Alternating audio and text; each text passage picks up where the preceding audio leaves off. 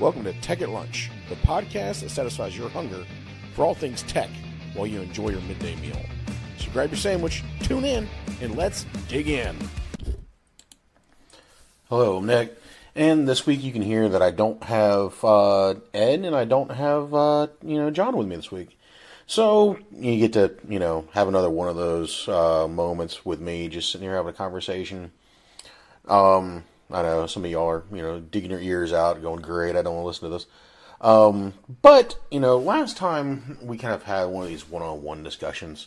We talked about why STEM, why our company and why our podcast and why all of our stuff deals with STEM. And why is it important? However, I kind of want to still go down that route. However, I want to put in a perspective that some people really need to hear. And that is taking a risk in STEM. What I mean by that is, you can't learn something without taking a risk. Be that, risking extra time that you don't have. Or that you may have that may be of short supply, where you want to learn something, where you want to move forward in a certain job career growth, and you need to be able to study that particular STEM subject to move forward. So, there's always that particular risk of losing time. I think that, right now the barrier to people getting into STEM is the loss of time, is the loss of, hey, I don't have time to study this, I don't have time to move forward in this, I don't really have a lot of time for this. Right now, you can say that, sit and listen to a podcast, for example, is a way to get involved in learning STEM. Watching a YouTube video, when you could be watching it for laughter, you could be watching it for learning.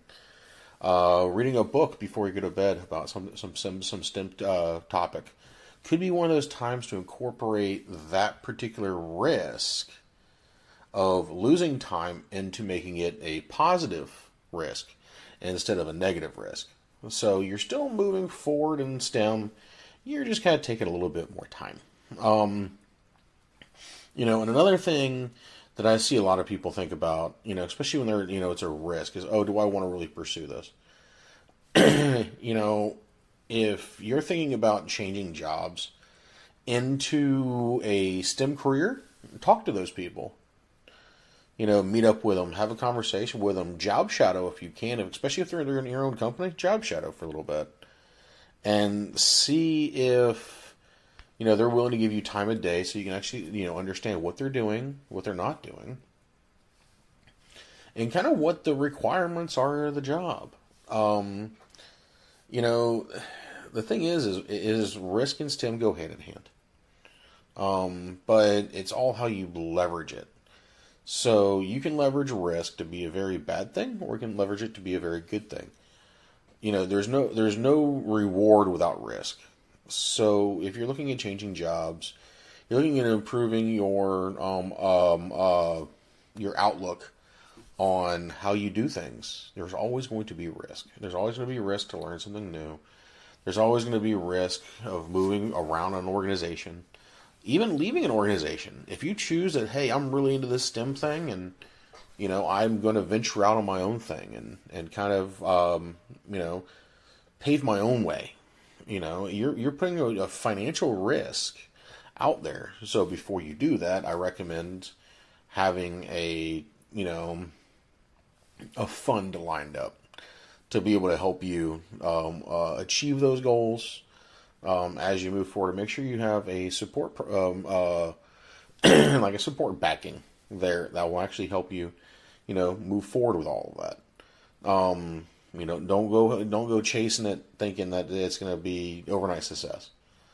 But the thing is, it's, I always hear this, well, STEM can be boring. That's if you let it be boring. So, you have a risk there of boredom, a risk there of non-interest. That's why always find the interest in the STEM category before you venture into it. So sit down, read about it, really enjoy it.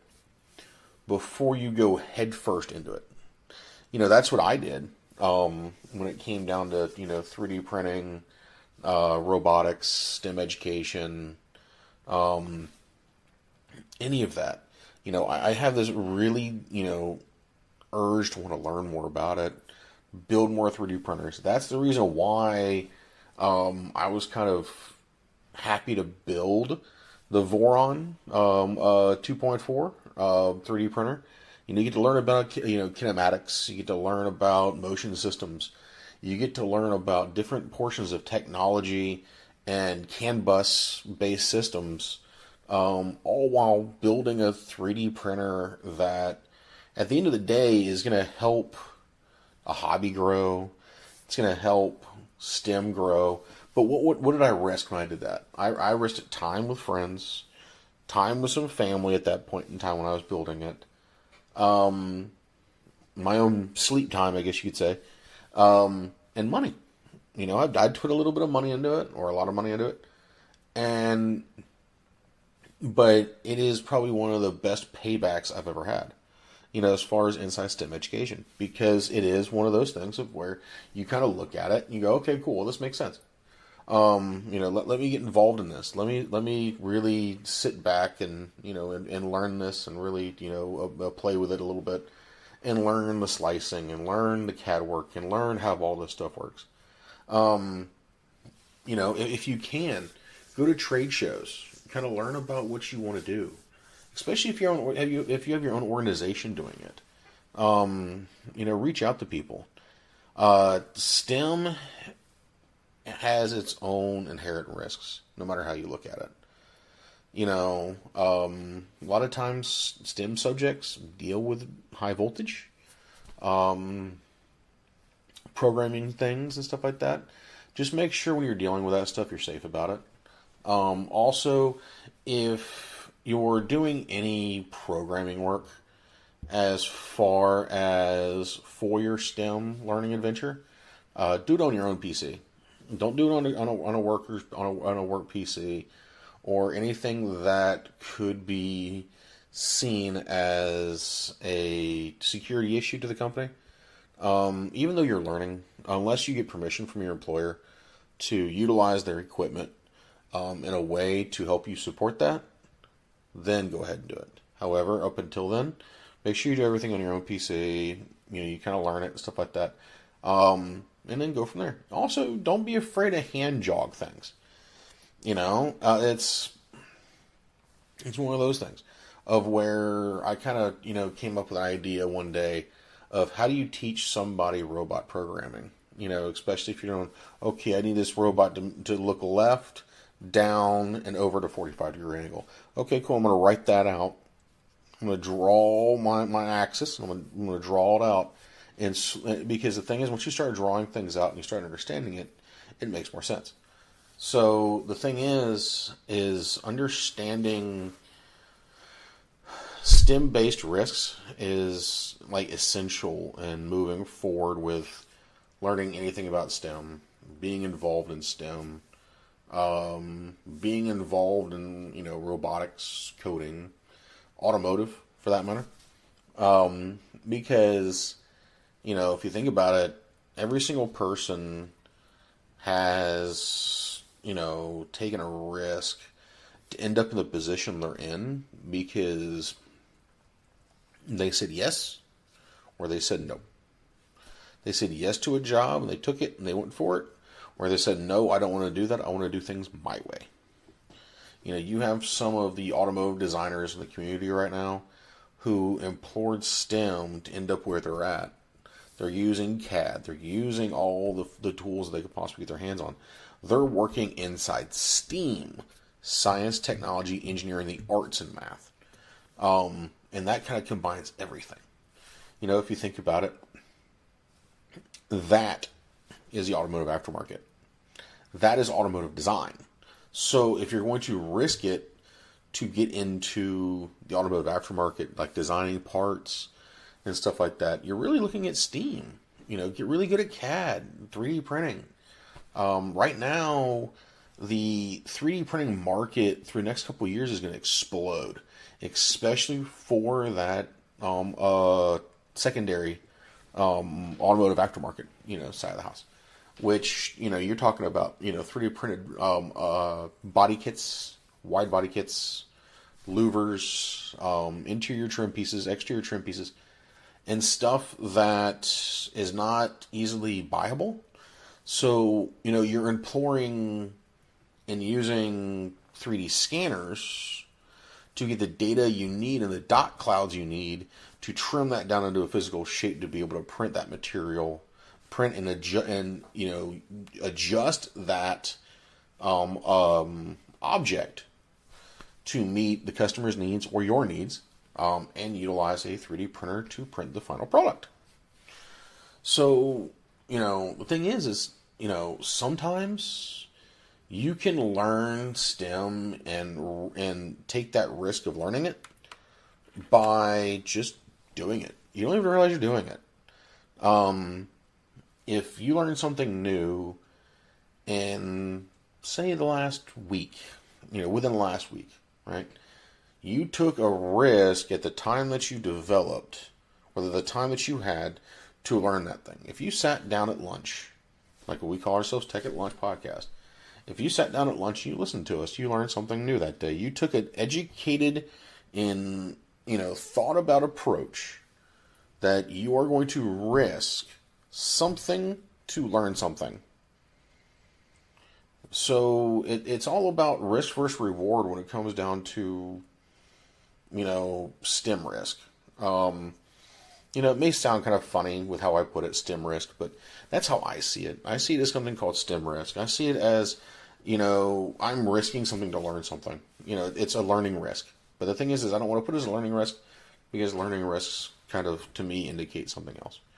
Learning risk to me indicate that, there's a risk to learning that. And I don't think there is. I don't think there is ever a risk to learning something new. That's why I live by the theory that you need to be learning something new every single day, every single hour, every single minute that you possibly can. Always stay curious. Always find a question that you need an answer to.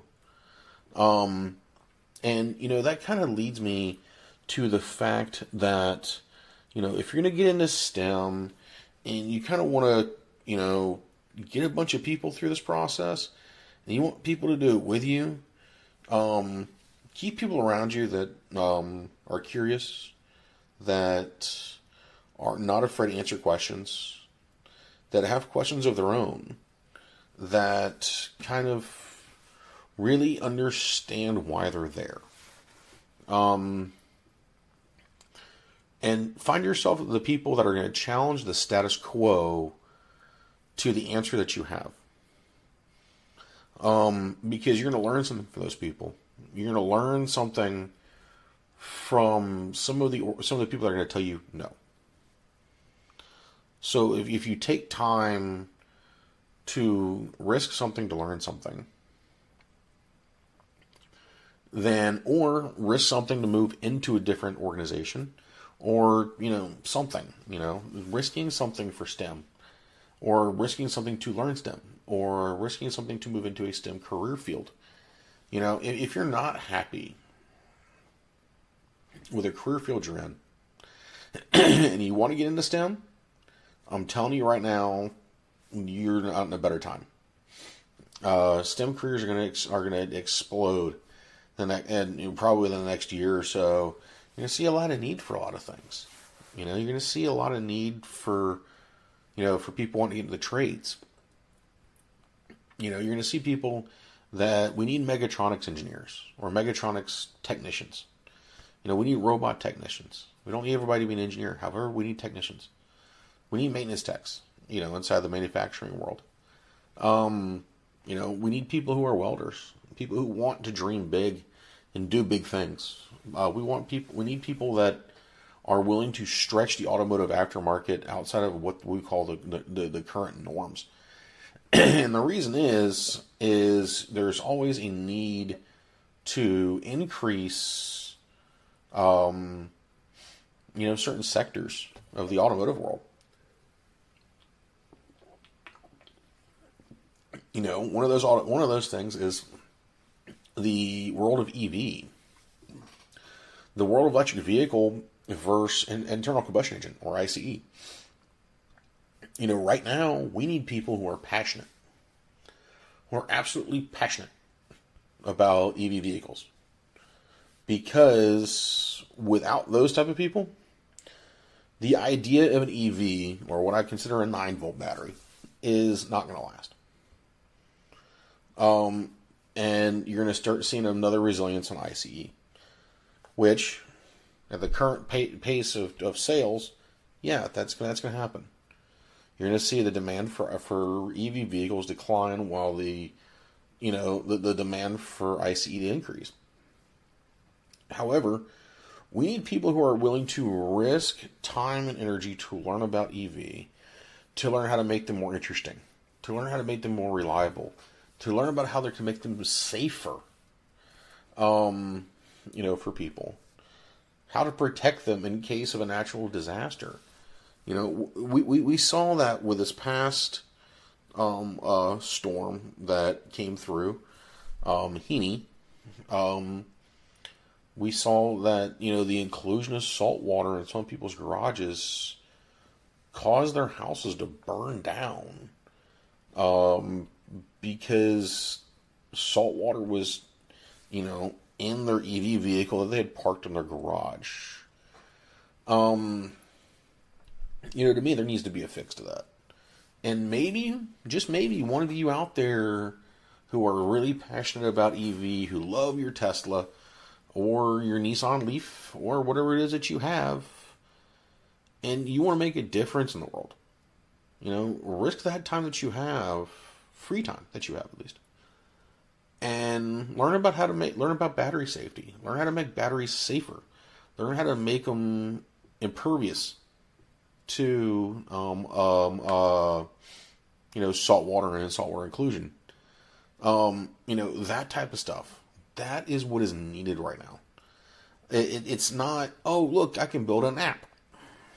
Which, if you want to build an app, go build an app. Or you want to be a game developer. That's what you really want to do? Go for it. If you realize what you want to learn, go for it. You're learning something. If you're learning something, you make all of us happy. But the thing is there's so many avenues that allow people to, get into things that, that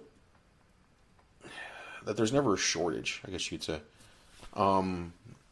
Especially when it comes down to automotive manufacturing, automotive aftermarket, aerospace, for example. Now that we're in the space race, we do have that going on right now. The race to the moon. We're doing the race to the moon again. You're seeing that. You're going to have an entire economy built in orbit.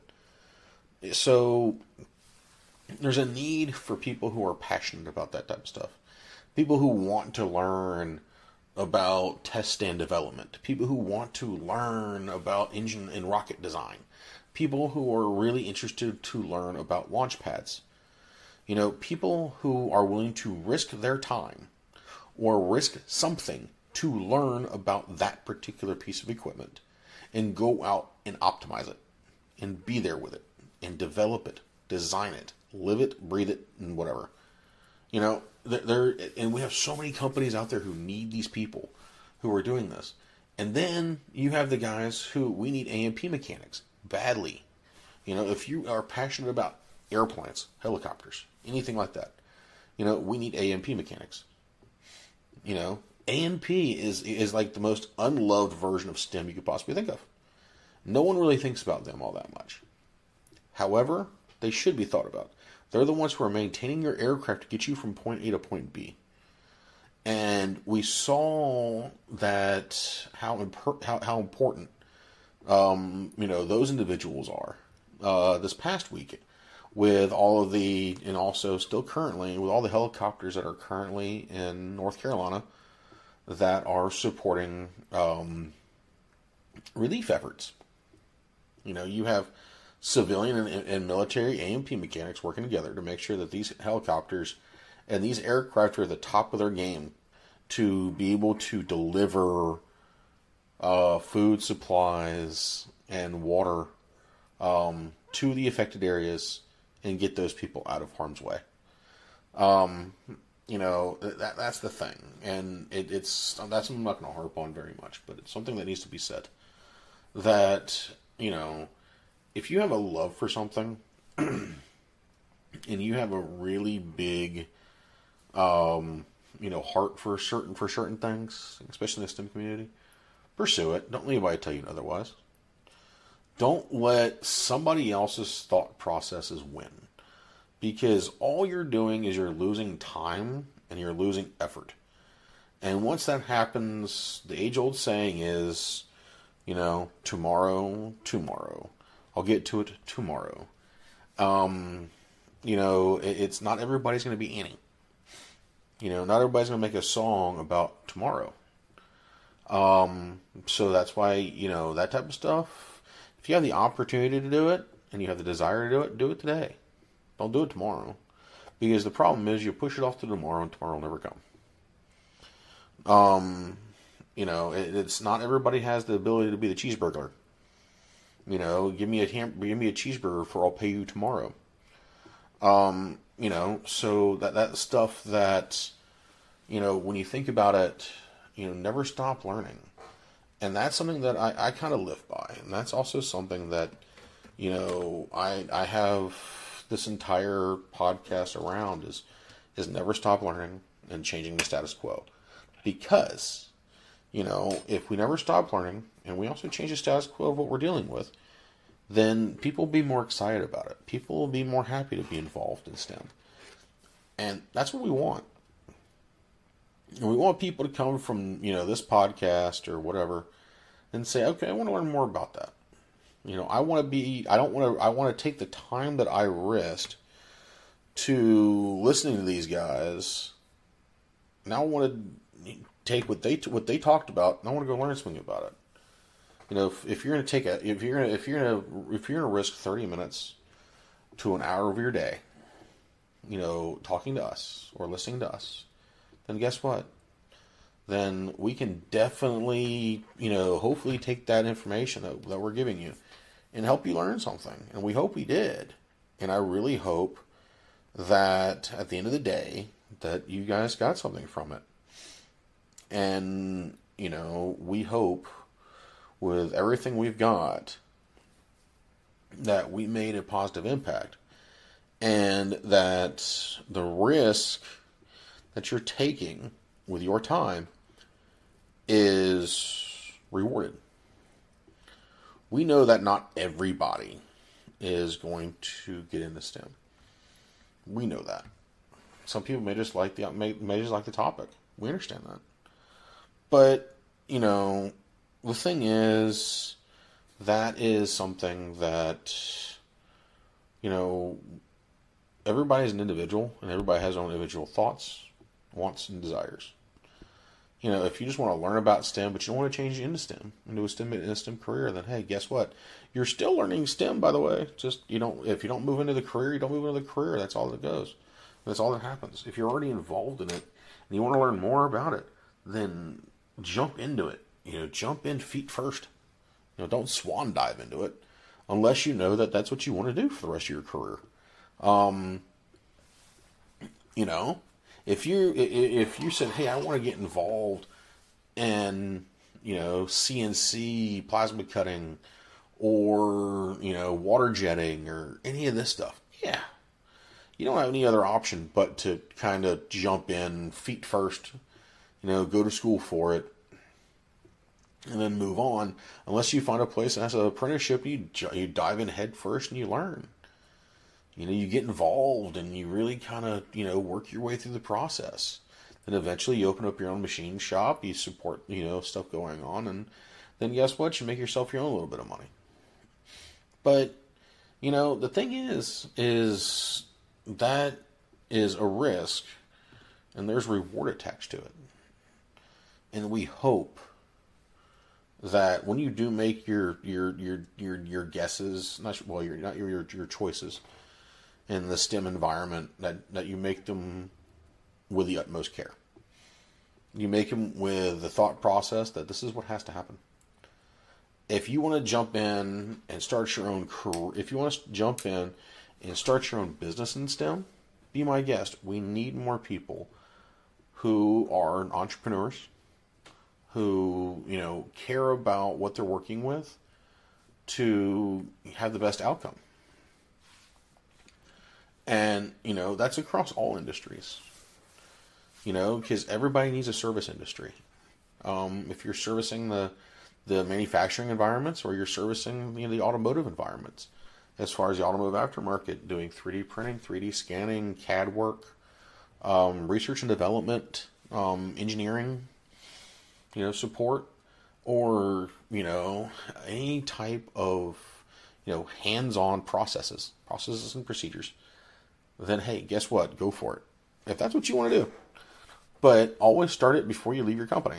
Find out what you want and move through it. If you have a secondary issue in that process where you're leaving that company as at a haste because the environmental factors, then good luck. We hope the best, and we hope that that's you find what you're looking for. And we do hope. And if you do qualify for certain things, then you go ahead and do it. That's going reaching out to the guys who are, veterans or people in protected classes through the SBA. Go talk to those guys. Get your ratings and get your stuff out the way. Be able to get that organizational, okay from the people who are there. So, definitely keep that in the back of your mind that, if you're going to risk something, do it quick, do it, but do it smartly. Walk on the side of knowledge and really understand, kind of exactly what you kind of want to do. And understand that every step will have some missteps in it.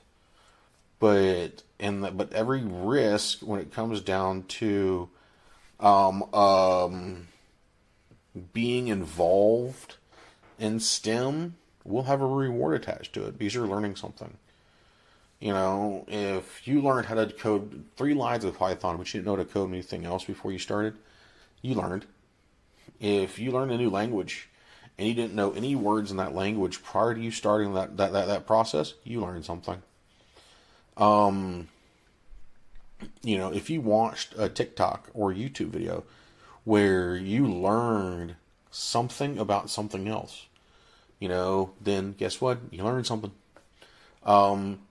For example, and I think one of the other, unknown STEM careers out there is culinary arts. The guys who want to go out there and run food trucks, the guys who want to run a business, who want to run,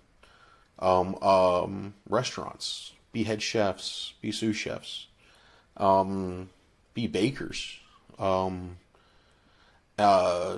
Now, I'll say this, there's definitely a need for butchers, people who want to be butchers, who want to learn the art of butchery, and stuff like that. That is one of those things that you can constantly learn. You find YouTube videos that teach you how to cook something. You try it, you're learning. There's a TikTok video where you try it and you learn it.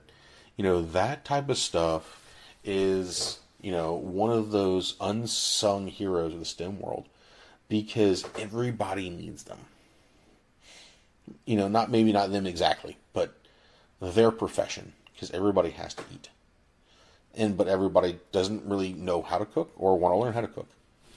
But the guys who are involved in that have to understand that profession like a science.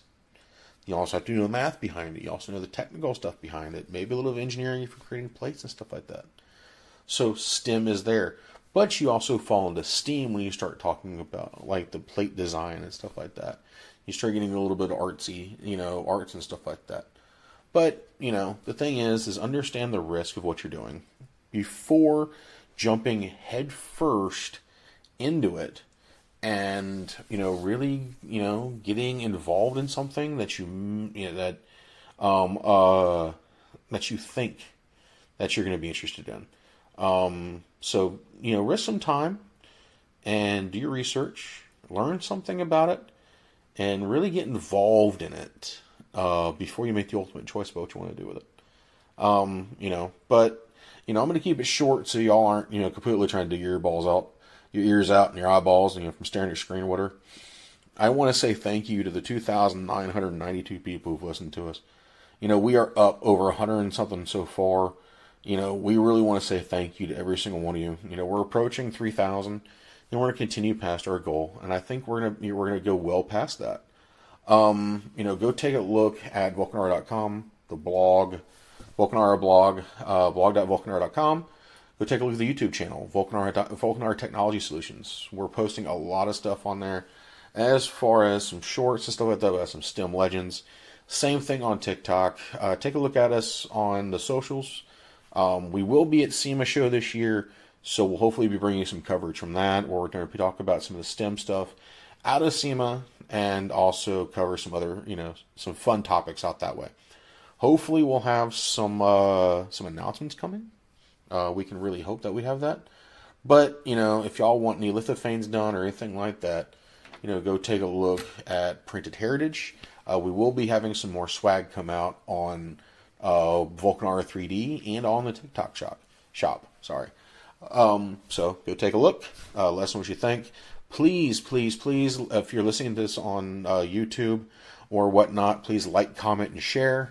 And with that, leave us an idea of what you want to talk about next. So, all right, guys, we appreciate y'all. We hope y'all have a good one, and we'll talk to you later. All right, bye. That's all for this episode of Tech at Lunch. Thanks for tuning in and joining us for this tech-filled lunch break. We hope you enjoy the show, and don't forget to subscribe on all channels. And also, you can find us on YouTube under Vulcanara Technology Solutions. And join us for our next episode, which gets published every Wednesday at 8 a.m. All right, y'all. Have a good one. See you later.